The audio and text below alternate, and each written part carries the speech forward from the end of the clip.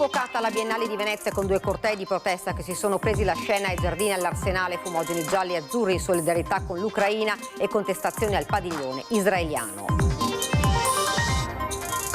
Quasi 5 minuti di applausi hanno accolto il discorso del presidente della Biennale di Venezia, Pietrangelo Buttafuoco, che ha ribadito l'autonomia della fondazione richiamando le parole del presidente della Repubblica. Arrestato a Tirano un narcotrafficante albanese latitante dal 2022, era una figura chiave di un'organizzazione attiva nel traffico di cocaina tra Venezia e l'estero. A 10 giorni dal divorzio, il sovrintendente della Fenice Nicola Colabianchi preferisce non parlare del caso Beatrice Venezzi, ma ammette che la vicenda non è stata facile da un punto di vista umano. Elezioni, confronto tra i candidati sindaco Andrea Martella e Simone Venturini nella sede di Confindustria Veneto Est.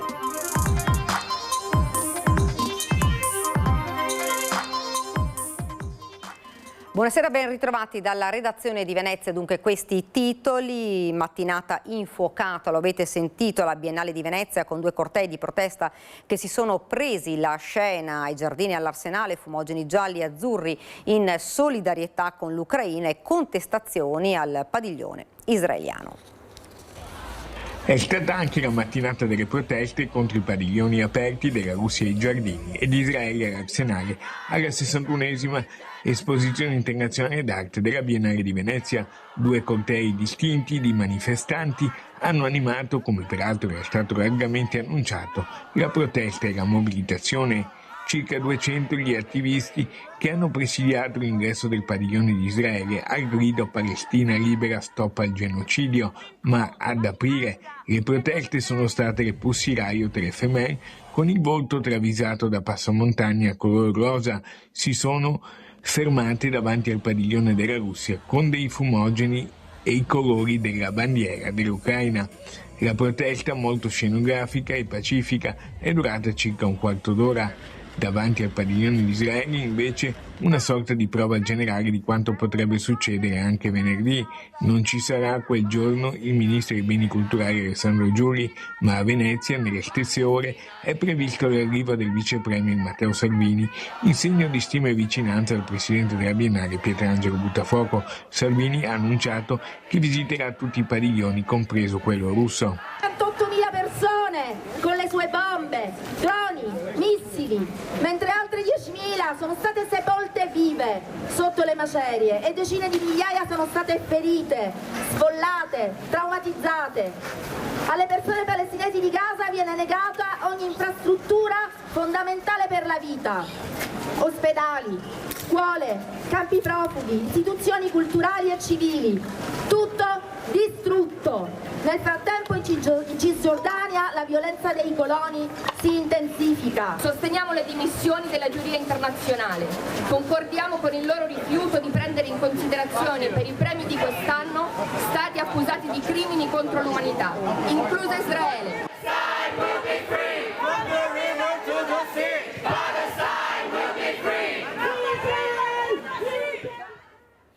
Quasi 5 minuti di applausi hanno accolto il discorso del presidente della Biennale di Venezia, Pietrangelo Buttafuoco, che ha ribadito l'autonomia della fondazione richiamando le parole del presidente della Repubblica. Non intendiamo barattare per il quieto vivere politicante 130 anni di storia che hanno raccontato sempre così il mondo.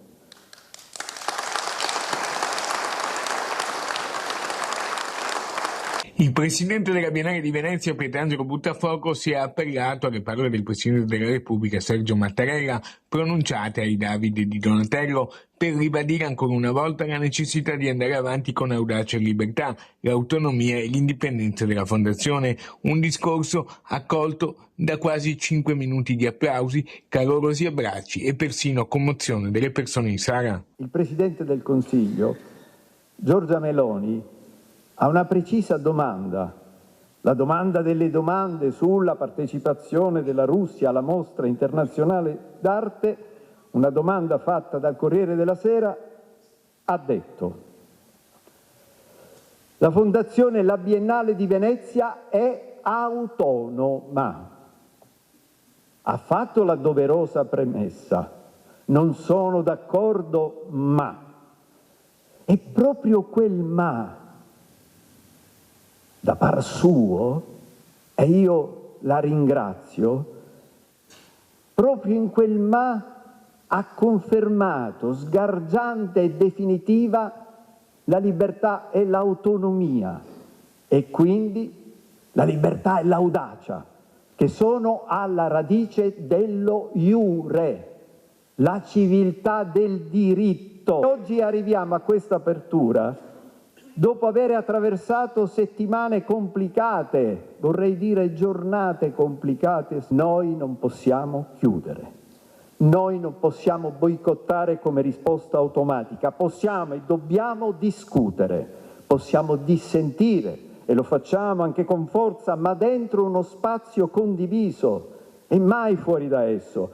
E alle istituzioni chiediamo dialogo, non documenti che circolano sotto banco.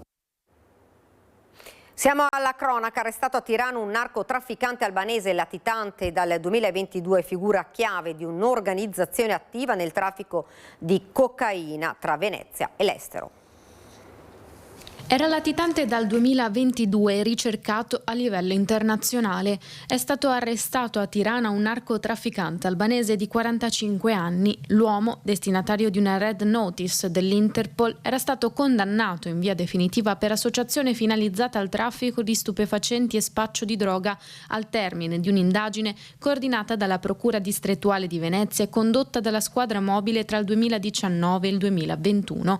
Secondo quanto emerso dalle indagini, il 45enne, residente a Mestre all'epoca, ricopriva un ruolo di vertice all'interno di un'organizzazione criminale attiva nel veneziano e specializzata nell'importazione e distribuzione di cocaina destinata alle piazze di spaccio dell'Interland.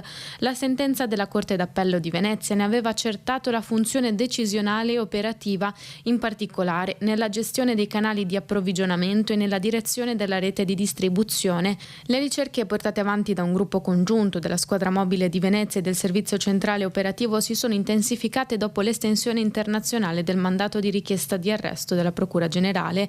Gli investigatori, monitorando i movimenti dei familiari del latitante, analizzandone abitudini e spostamenti, sono arrivati alla sua localizzazione, che ha portato successivamente all'arresto da parte delle autorità albanesi. A 10 giorni dal divorzio, il sovrintendente della Fenice Nicola Colabianchi preferisce non parlare del caso Beatrice Venezzi, ma ammette che la vicenda non è stata facile da un punto di vista umano. Sul caso Venezia ovviamente non desidero dare nessuna indicazione. Per quanto riguarda i nomi eventuali ancora c'è molto tempo, abbiamo tempo per riflettere su una nuova candidatura, quindi avremo modo di pensarci. Sono trascorsi 10 giorni da quando è stata resa pubblica la cessata collaborazione che Beatrice Venezzi avrebbe dovuto iniziare ad ottobre con la Fenice. Il sovrintendente Nicola Colabianchi è a Treviso per la presentazione della 52esima edizione del concorso internazionale per cantanti Toti dal Monte, di cui presiede la giuria.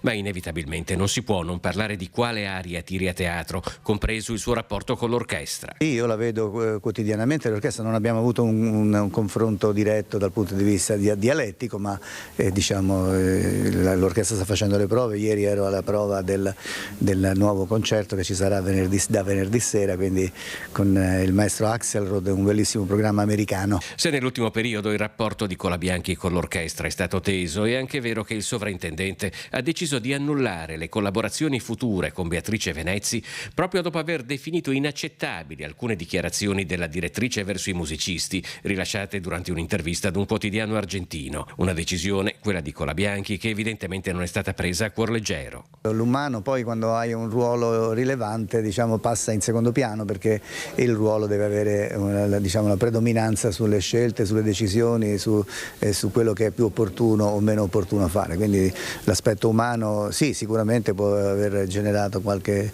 delusione, ma fa parte anche del mestiere, noblesse oblige. Nella sede dell'Autorità per la Laguna stamane il presidente Roberto Rossetto ha annunciato un'importante novità, la nascita da domani della società di scopo che assorbirà il personale deputato alla gestione del Moso e che diventerà in un secondo momento la società in-house dell'Autorità per la Laguna. Elezioni, confronto tra i candidati sindaco Andrea Martella e Simone Venturini nella sede di Confindustria Veneto Est.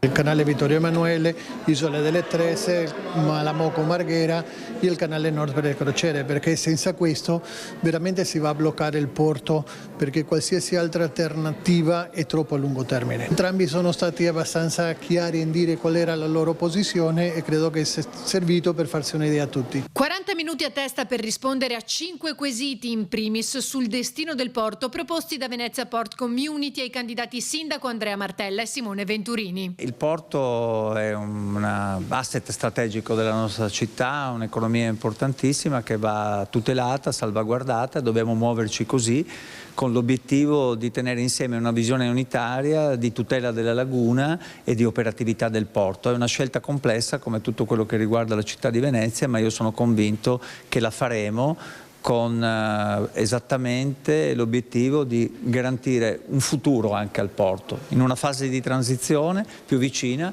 e in una fase che dovremo pensare per il futuro anche con il porto offshore. C'è una volontà anche dichiarata nei programmi elettorali di non far nulla perché il porto possa sopravvivere e quindi sostanzialmente i cittadini sanno che votando il centro-sinistra e il candidato sindaco Martella il porto nel giro di qualche anno chiuderà. Votando invece la nostra coalizione il porto continuerà a lavorare, le imprese continueranno a lavorare e 26.000 posti di lavoro saranno garantiti. La delega al porto da sindaco la terrò per me. Tra le priorità la gestione dei flussi turistici. Il turismo è una risorsa fondamentale per Venezia, ma non la può svuotare e per questo bisogna pensare a forme di gestione intelligente dei flussi turistici, di regolamentazione degli affitti turistici e di individuazione anche di una capacità di carico vitale e sostenibile per Venezia e per i suoi residenti. Il contributo d'accesso è un punto di partenza che deve essere evoluto, questo è messo nel programma in maniera molto chiara, dall'altra parte è solo chiacchiere e rinvio a convegni e tavoli con gli esperti. Facciamolo funzionare, evolviamolo, miglioriamolo e soprattutto disincentiviamo il turismo giornaliero e recuperiamo qualche risorsa da investire per i veneziani con alcune manovre, non da ultimo dare il garage comunale e il garage di Sant'Andrea solo ai residenti. Fondamentale per Martella affrontare la questione abitativa. Penso che la vera emergenza sia dare un futuro a Venezia dal punto di vista dell'abitare e del lavorare, quindi un potentissimo piano casa e al contempo una diversificazione economica dal solo turismo per garantire occupazione, lavoro e anche il fatto che molti giovani possano rimanere nella nostra realtà. Voler continuare con l'esperienza del social housing per dare una risposta al ceto medio-basso in grossa difficoltà. Oggi il tema del potere d'acquisto per il ceto medio è un vero tema drammatico in Europa e in Italia a seguito dei rincari dell'inflazione dell'ultimo quinquennio. Quindi il social housing si deve continuare così. La sinistra per 5 anni ha criticato il social housing, oggi lo riscopre, mi fa piacere, meglio tardi che mai. Dopo la rimozione dei manifesti no moschea dai bus, la Lega veneziana contrattacca con l'avvio di una raccolta firme facendo girare 3 vele per la città. Aver tolto i manifesti dei 70 autobus riteniamo sia un sopruso, un atto anche arrogante se vogliamo andarlo a vedere. Siamo in piena campagna elettorale. Dopo la rimozione dai bus CTV nei giorni scorsi dei manifesti no moschea in seguito all'esposto dell'Unione Comunità Islamiche d'Italia, la Lega veneziana continua la sua campagna elettorale con altre modalità. Partiremo già da oggi con una raccolta firme sulla quale sarà ben citato nel volantino no moschea, dove i veneziani potranno esprimere la loro opinione e quindi ci diranno anche quanto sentono questa cosa. Poi partiranno 3 vele che gireranno fino alla fine della campagna elettorale riportando i nostri messaggi. Per le strade della terraferma fino al giorno delle elezioni. Il segretario poi ribadisce la contrarietà alla moschea in via Giustizia. In base al piano il regolatore dice ma non all'integrazione. Integrazione, la Lega dice sì, assolutamente, piena integrazione, che vuol dire il rispetto delle nostre leggi, delle nostre regole, del nostro ordinamento, della nostra società, passando alla firma di quella che è le intese con lo Stato in merito ai culti religiosi. Facciamo questo e poi parliamone. Infine, per quanto riguarda la rimozione dei manifesti da parte di Vela, Vallotto conclude. I manifesti sono stati approvati sia dall'agenzia sia da Vela, li hanno visti prima, hanno avuto tutto il modo di fare le loro valutazioni, vedere e capire se erano confacenti con quello che è il loro ordinamento e il loro statuto. Se sono stati affissi vuol dire che li ritenevano regolari e idonei sia nello statuto sia nella pubblicazione. Non vedo niente di religioso. Lavoro, tutela della salute e miglioramento dei trasporti pubblici. Candidati di Pace, Salute e Lavoro, Rifondazione Comunista presentano il programma per le prossime comunali di Venezia. Siamo una lista, diciamo, varia. Abbiamo tutte le età, dai più anziani alla più giovane, solamente 19 anni. È una lista di persone che non percorrono le corsie preferenziali ma vivono passeggiando per i marciapiedi spesso mal ridotti di questa città. Si chiama Pace, Salute e Lavoro, la lista della Rifondazione Comunista che si presenta alle elezioni comunali di Venezia a sostegno della candidatura a sindaco di Andrea Martella. La difesa del diritto alla salute e del lavoro sono i punti fondanti di un programma più ampio in Laguna come nell'entroterra. Politiche abitative che in Comune di Venezia, tanto nel centro storico quanto nella periferia, non ci sono. Un aumento del trasporto pubblico, un'attenzione per l'ambiente, poi il decentramento amministrativo e poi un funzionamento adeguato degli uffici pubblici. Un altro funzionamento che deve essere adeguato alle esigenze di veneziani e mestrini è quello del trasporto pubblico, un settore che negli ultimi anni è stato al centro di critiche. Dobbiamo preservare, difendere il più possibile la nostra azienda del trasporto pubblico e investire sul trasporto pubblico, a cominciare dal materiale umano, ma anche sui lavoratori di tutti i settori, a cominciare da quelli della cultura, e appunto che la politica si avvicini di più e non solamente per i momenti in campagna elettorale. Venezia è un territorio comunale esteso e complesso e per questo, secondo Pace, Salute e Lavoro, anche i problemi che si manifestano qui da anni sono complessi e richiedono quindi risposte articolate e non slogan da campagna elettorale. Pensiamo che la sicurezza sia l'esibizione muscolare dell'amministrazione, ma che sia un concetto integrato che deve passare per l'impiego massivo dei servizi sociali, tanto per risolvere le situazioni di difficoltà quanto per avere un quadro sempre più preciso della situazione, che deve passare per un adeguati livelli di igiene pubblica, specialmente nelle zone della città dove insistono attività di commercio su suolo pubblico, e anche per attività repressive. Ed ancora politica, amministrative, le proposte di Città Vive per Vernier Sindaco, la richiesta dello statuto speciale per Venezia e far partecipare di più le persone al bene comune attraverso una politica attiva.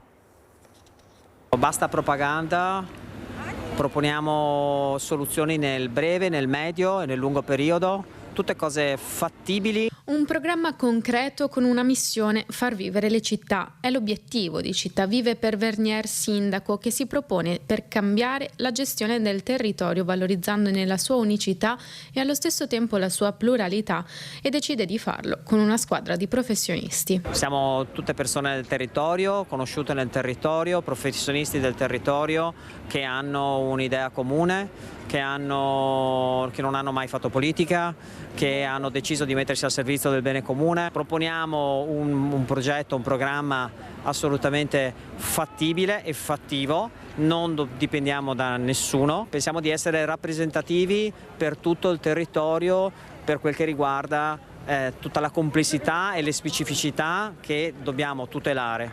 Dobbiamo tutelare questo e dobbiamo combattere l'omologazione. Sul tavolo anche una proposta per anticipare e favorire il percorso dello statuto speciale per la città di Venezia. Parliamo di uno status da Venezia capitale europea, parliamo di una città che ha bisogno che le venga riconosciuta lo status di isola, quindi l'articolo 119 della nostra Costituzione va modificato per far sì che si liberino fondi. L'obiettivo è anche rendere i cittadini più partecipi alla costruzione del bene comune. La politica è al servizio dei cittadini, non viceversa. Bisogna ridare potere ai cittadini come? Bisogna dare potere alle municipalità, bisogna parlare di bilancio partecipato, bisogna riavvicinare il cittadino alla politica. Non è ammissibile che il cittadino per più del 50% non vada più a votare. La politica decide il nostro presente, il nostro futuro e quello dei nostri figli. È una responsabilità del cittadino e la politica ha il dovere di spiegare al cittadino che si deve riavvicinare ad essa e per far ciò deve renderlo partecipe di quelle che sono le decisioni che vanno prese in ogni territorio. E con la politica si chiude l'edizione veneziana dei nostri telegiornali. Ora la sigla, poi le previsioni del tempo. Grazie davvero per averci seguito, arrivederci.